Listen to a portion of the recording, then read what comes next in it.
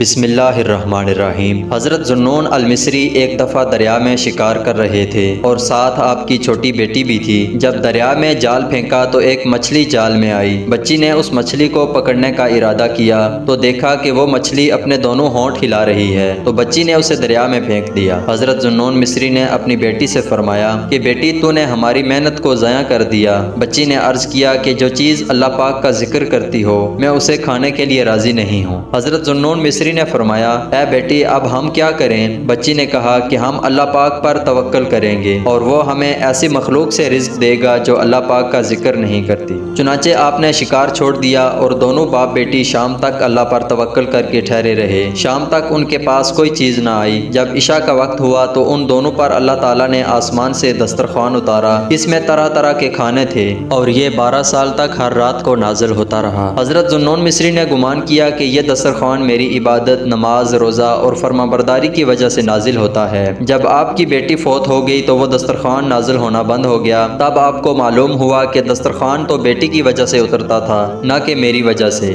پھر آپ نے اپنے گمان سے رجوع کی۔ اللہ تعالیٰ نے قرآن پاک میں ارشاد فرمایا جس کا ترجمہ یہ ہے کہ اور جو اللہ پر بھروسہ کرے تو وہ اسے کافی ہے، بے شک اللہ اپنا کام پورا کرنے والا ہے۔ اللہ پاک ہمیں بھی توکل کرنے کی توفیق عطا فرمائے، آمین یا رب العالمین۔